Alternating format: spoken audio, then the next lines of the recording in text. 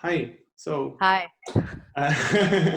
I'm here with Shuman, and before I ask her to talk a little bit about her, I would just like to let her know how did I come to know about Rose and about what she's been doing over the last years. So a few weeks ago, I was just running something with a friend, and we are just talking about this project, and I was telling her like I really would like to do something, and she said, you know what? I'm sending you an article about a person you should talk to. And the article was I think from New York Times or the Telegraph. I'm not sure which one. And I just read it, and she said you should reach out to her. And I had no idea how to find you, so I just searched the name on LinkedIn, and well, you were just there. And I just wrote Rose a message, and she kindly answered quite right away, which is not something happening all the time. And here we are, talking about Rose Shuman, about what she has been doing over the last years, and how much that really matches with what I really would like to start sharing more with these podcasts, with these type of stories. So I'm really thankful for you to take the time. And now, please let us know who are you. Okay, thanks, Ree. And it's really nice that you reached out. Really happy to hear from you and excited about your project. And just as interested to learn more about Talk It Through as hopefully any interest in myself or the things that I've learned. But yeah, nice to be here. It's Question Box is a project that I started quite a while ago. It was started in 2008. And it's the basic idea was there's kind of a whole ecosystem of people who came up with the same observation, I think, around the same time, that if you empower vulnerable or marginalized people with actionable information that they could use to change their situation, um, a lot of benefit could happen. And the only cost would be how do you get that information to them? So, kind of unpacking that bigger idea was that lots and lots of people in the world suffer or are marginalized because there's no reason for them to know what their best decision is, where when to go to a health system.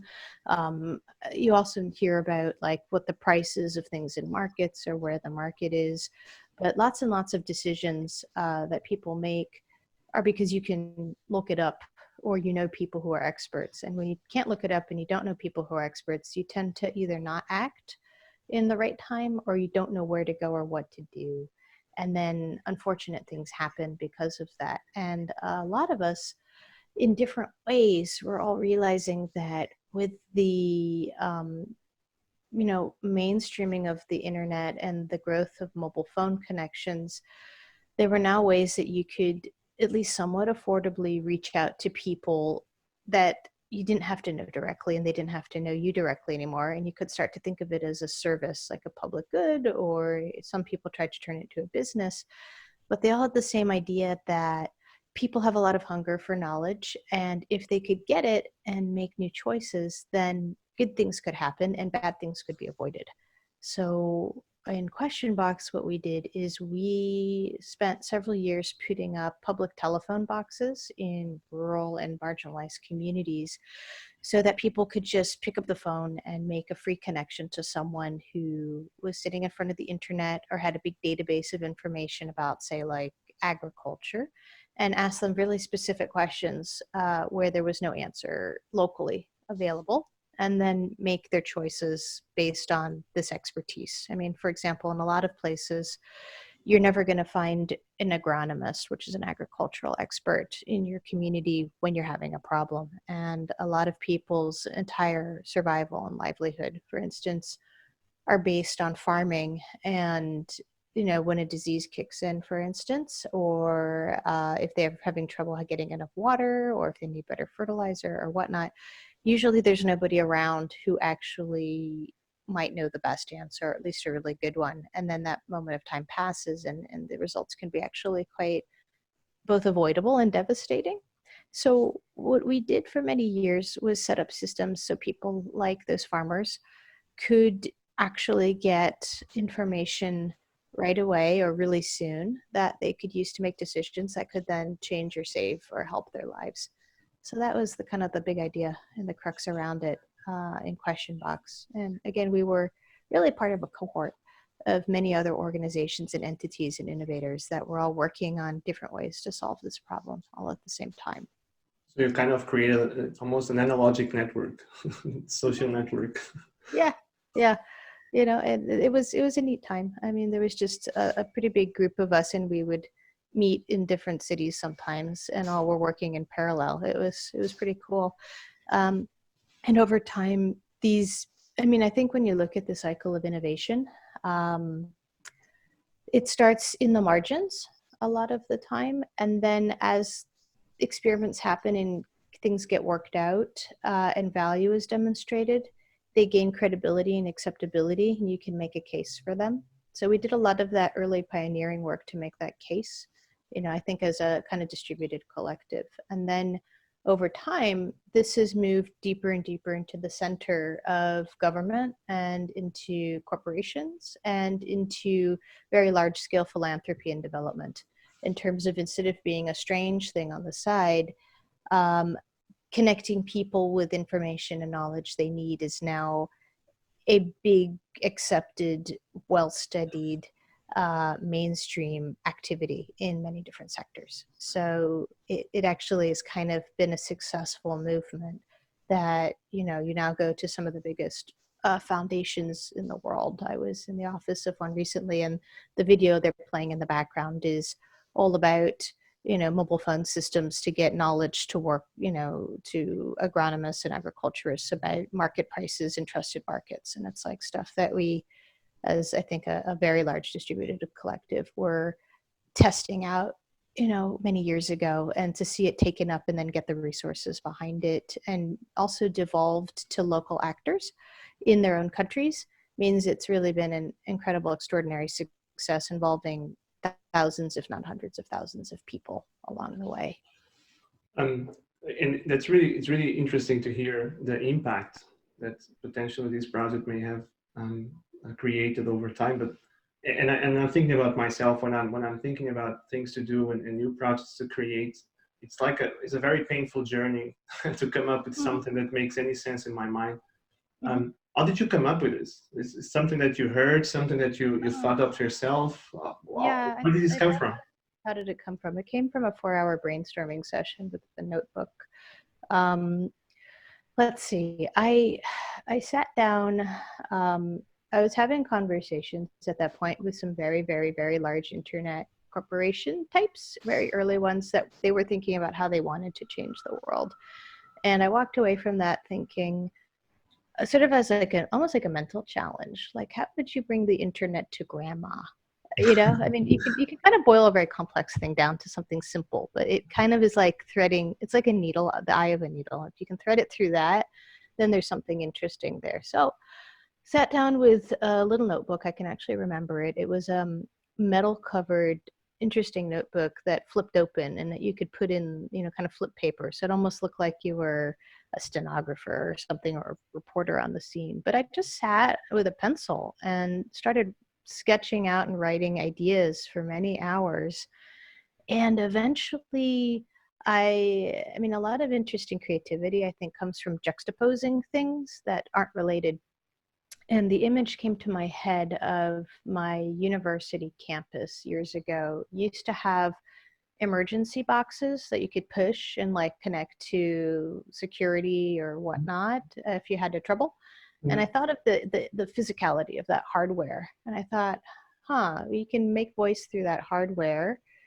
And it started to visually come together that you could maybe put a piece of hardware sort of like that in a place that doesn't have internet. At that point, internet wasn't very common. In fact, the first place that we went to, we ran these on hard telephone wire lines. We didn't even use mobile because it was so early. Yeah. But the idea in getting a phone line in rural India was actually very difficult. There were only 5 lines assigned to the whole village, and they Yeah. had to physically move the wire from where it was assigned to our location. So it was really I'm trying to yeoman. picture that. I'm trying to picture. Yeah, it's really, mobile phones have been a fantastic breakthrough. But the idea was, well, nobody knows at that point what the internet is. And rather than try to explain it to them, why not just offer it to them in a totally different packaging? In this case, a voice interface in which you have one person. We were picking women who wanted to work from home, and equipping them with an internet connection and a computer, and connecting to them. And they could look things up in various languages, but talk back in local language. So building a human and technology system melded together so that people could seamlessly get information without having to understand anything at all about these new technological systems that were coming up. So that was the experiment, and it launched Question Box. Yeah, but from and you probably know even more than I do in some of the projects that you get involved yourself. It's one thing is you start thinking of. The other thing is even you kick it and you get the ball rolling. But how do Yeah. you manage to get this really deployed and get support? Because I guess you couldn't do everything on your own. And what No. kind of big challenges have you faced in this? You already described things, the deployment of the network, but I guess you had other challenges that probably. Sure. Yeah, and I think these are important questions and also really valuable learnings. I mean, what this all transmuted for myself and for my partner, who's named Mita, we do everything together, basically. It's important to have great teams for started. And it's also important to look at everything that went well as things that there were challenges, and realize you can translate those into knowledge that can be applied elsewhere. So a lot of what we've done subsequently is based on what we learned here. So to go back to your question, um, a lot of it is, there's a couple different dimensions. I mean, I think just like any business has many different departments, and if all those departments are important and they all need to work together, when you start your own social entity, you need to think about a lot of things. You need to think about what is the problem you're solving. You need to think about why is your solution unique and needed, and why is there nothing else I can already do this better or just as well. I mean, I think that's one thing that, because if there's something that can already solve it and you're passionate about it, it's often better to join forces, I think. Mm. Or at least develop a big peer group like we did. We developed we were part of a really vibrant peer group that was learning together, because working in pure isolation often doesn't work out very well. So you need to be able to have some sort of vibrant interconnection. I think being willing to think broadly about how to partner. We partnered with many different types of entities, and ultimately began to learn over time to view ourselves, which is something that stayed with me and with us, as mainly existing to solve problems that belong to other people, and to really be a piece of a solution to fix a bigger problem. So then you move out of being an independent thing in silo to being, for example, we were deployed during the last large West African Ebola crisis. Yeah, A yeah, bunch of them were deployed on the border of Sierra Leone and Guinea, so people could go and report anything that directly to the Ministry of Health that might look out of sorts. And so then it's not about you, but really being part of a team, yeah. and solving a problem or trying to help work together to solve a complex problem. And so that was sort of a long evolution from being a solo provider of very broad information when we started. We started saying anything on the internet, to realizing that we could all hold hands and run a lot faster if we worked with partners who had specific uh, issues that they were trying to solve, and that we wanted to help them solve as well, so that we could help very marginalized and very vulnerable people. And that was very important, I think. Um, if sorry, if I go and do a quick search, I just realized that this project exploded in terms of media. Um, It did, and it was totally by accident. okay, that's my question. It's like, how did it happen? It's a great that it happened, but It it's not. was an accident. Yeah, it was luck in part, or just a cohort thing. Again, um, amazing things are happening all the time. And I don't know if this counts as an amazing thing, but it was something that people found interesting. It all sprang out of one conversation with one influential blogger Okay. and one other, person in the sector who wrote or somebody wrote a blog, and it got shown to a more influential blogger. They wrote a blog, and then apparently that that blog at that time was a place where many journalists were looking for inspiration, and it just started this kind of like feedback loop Mm, of more and more interest, really organically. I mean, we never. It was a sheer just sort of dump of luck, I think, or the universe was interested in this story or yeah. something, because people spontaneously found it exciting. Again, it was, I think, part of being tuned into conversations that had been happening and instinctively being parts of cohorts. So it has to be familiar enough that people want to know about the story, but not so familiar, I think, that they've already heard it before. And this kind of fit there, I guess. Yeah. But that was all accident. It was purely lucky accident. We were busy just trying to put boxes up. We were really kind of just focused on that, but happy to talk to anybody, I mean, who wanted to talk. And that seemed to work pretty well, from the exposure front. And it was Uh, prior to the Instagram 50 million no, influencers that no. put a like, Yeah, something. yeah. No, we were, I mean, and again, this world probably is a bit different if you're to do it in 2020.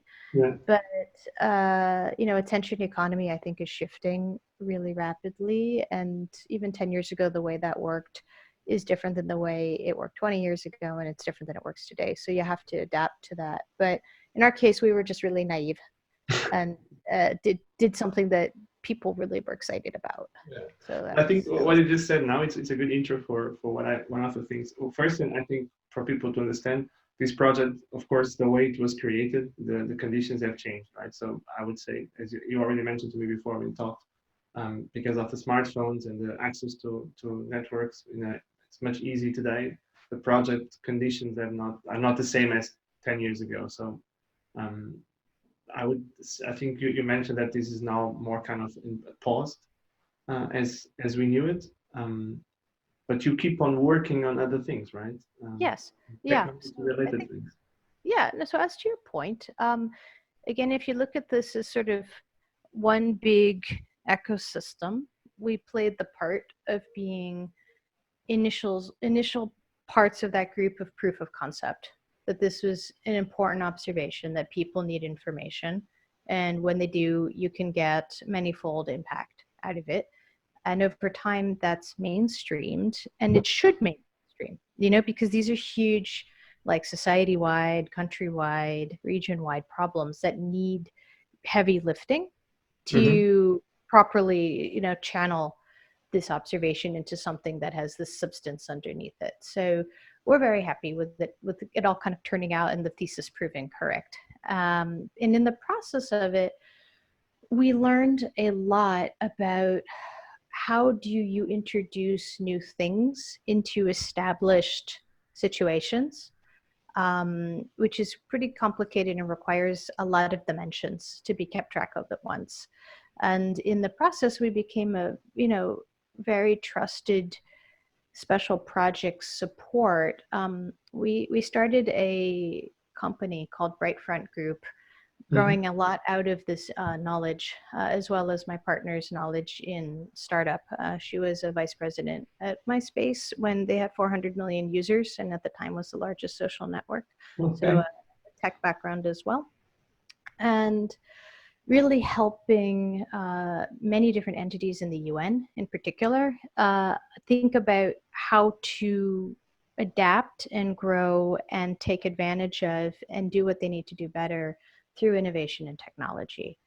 So we work across many different UN agencies, but we also support corporations and we support foundations in if you think about like technology implementation as having a sort of like a donut in which the center, or maybe a circle with a dot in the middle, Yeah. because donut has nothing in the middle, but the middle the middle being the hard technology implementation, right? The actual hardware building, the software building, the IT. and then the circle around it being everything that could make or break that project or implementation or change, the people, the stakeholders, the specifications, the risk assessment, the value analysis, and just the alignment, and making the technology work in place so that value happens. It turns out a lot what we learned starting in Question Box, as well as in a few other parallel experiences that were going on, to help and support teams navigate this in many different ways.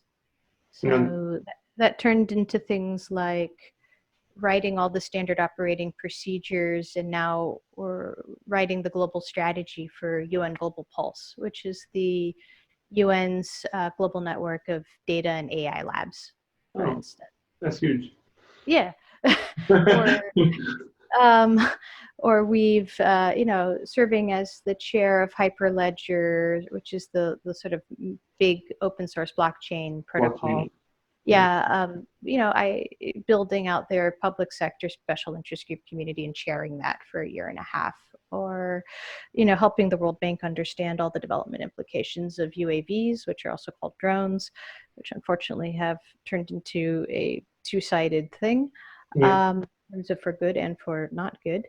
But helping digitize Unicef in terms of helping, construct and build and specify software for 76 countries and their business operations, or in UN Development Program, helping build out the operations for 60 accelerator labs launched in 60 countries in parallel all around the world at once, and helping them get staffed up and then build their ops plan so they can launch and get going. So it really was a segue into being able to support and participate many big and ambitious things done by really large entities because of having that rootedness in the ground, You and then know, being able to build up step by step, so that you can kind of think about how will something cascade out across all levels, and what does everybody need, and why are they motivated, and how can we all work together. So the technology goes straight to my heart, right? So yeah, I work with yeah, technology, or at least I try to yeah, work with technology as much as I can.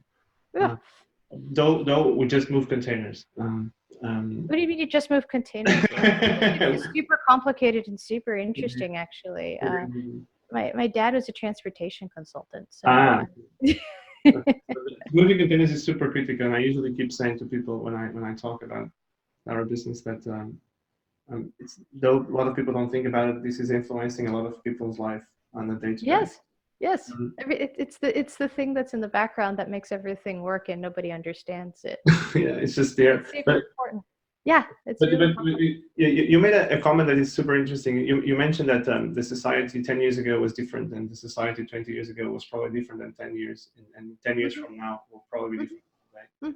A yeah. lot of the work I've been doing as a parallel to my container moving job is social research around the society, the impacts on the society with all these technologies talked about, right? You talked about Mm. artificial intelligence, you talked about blockchain, you talked about so many the big data and the usage of data for analytics and stuff like that.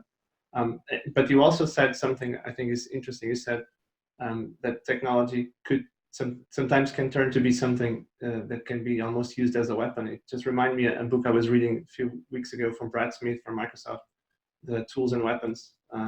Something it talks about how much technology could turn to go can go both ways, Yes, as a tool and as a weapon. And yes. and when I'm thinking about and this is probably would be another podcast, but when I'm thinking about the technology that will change the way we operate as a society, a lot of jobs will be automated. A lot of people that today is doing something will have to be doing something else in 20 years from now, or even in 10 years from now.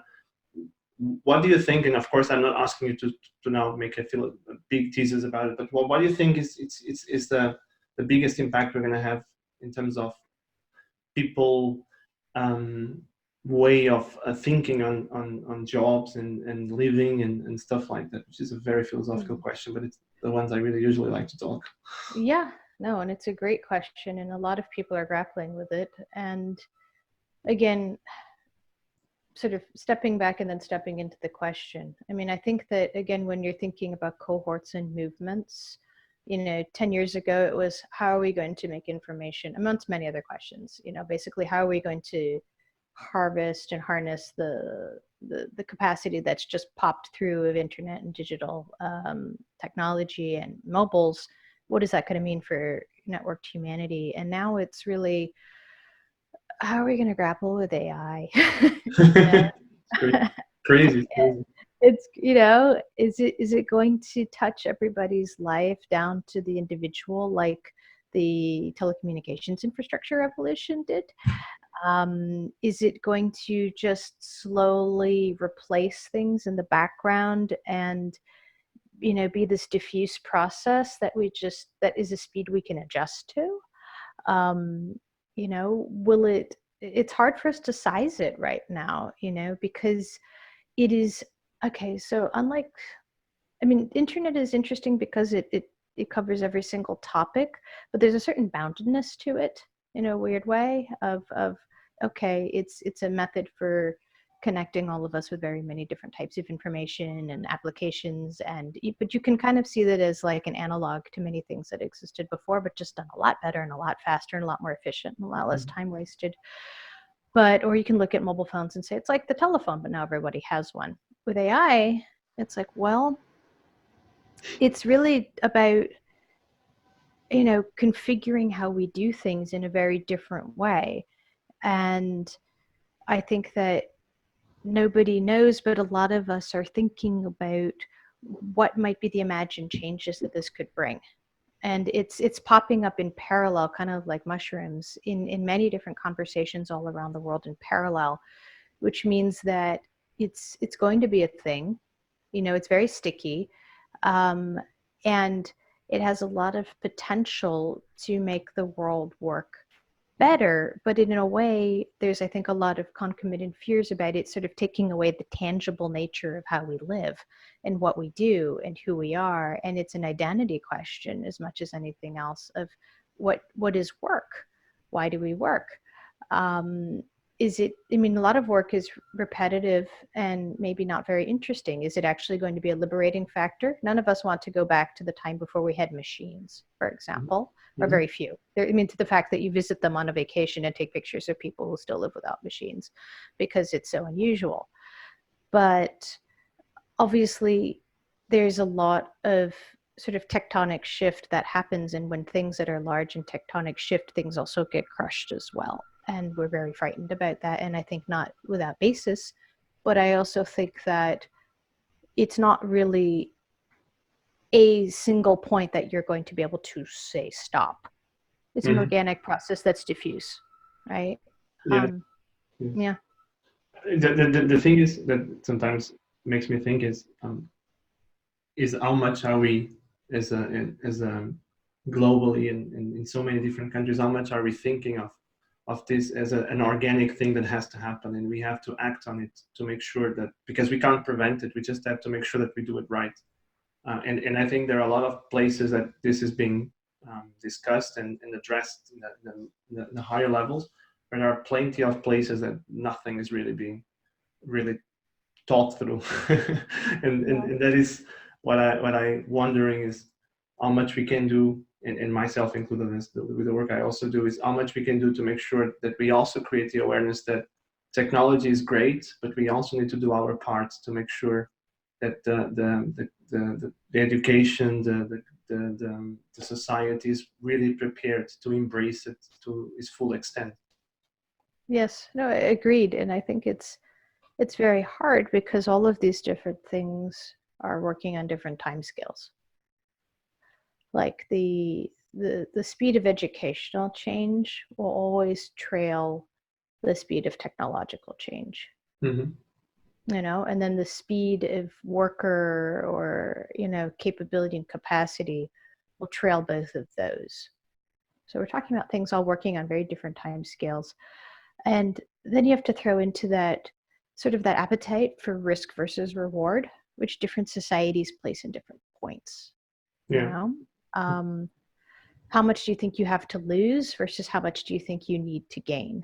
And what are you willing to risk for it? And so I think that is an underlying factor about why different societies put their meter in different places about opening up that throttle of AI and tech and the newest thing everywhere at once, and just trying to get ahead as a competitive advantage because of a feeling of needing that for survival, versus having a lot that one needs to protect, and the perceived advantage of opening that up to risk and dislocation. And those are very different in different continents, I would say, and it leads to just totally different fundamental motivators. Correct. Correct. Look, I'm I'm really enjoying this conversation. I think because this is really something that I'm trying to get my head around for a while, and I've been also talking to a lot of people about it. And unfortunately, we can't be speaking about this all day. So I would like to just um, ask you if there is anything that you would like to share with people that will listen to this as a, Sure. I wouldn't say as a last message, but as a I don't know suggestion, a piece of advice based on your Sure. experience. Yes. I would say kindness goes a long way. It's not what you would expect. I think going from an attitude of kindness, it can really help a lot of other things work better. And it's also a nicer way of being. That's a really good one, Yeah. Rose. I really, really enjoyed this conversation. I really Likewise, Ree. thank you for spending this time to talk to me, and I'm pretty sure that people that will listen to this will relate to a lot of things you said, and I hope we also help to have people to think a lot more about these things and not just about mainstream topics that sometimes are out there. Um, Oh, yeah, they're also relevant. I'm not saying they're not relevant, but lots of topics and they come and go, but it's always nice to try to think, how can we think about things that will string through no matter what the topic is. And exactly. hopefully this has been a total pleasure, and hopefully the beginning of many other great conversations as well. I hope so. Thank you very much, and have a great day ahead. Thank you. Likewise. And happy new year and happy new decade. You too. Okay.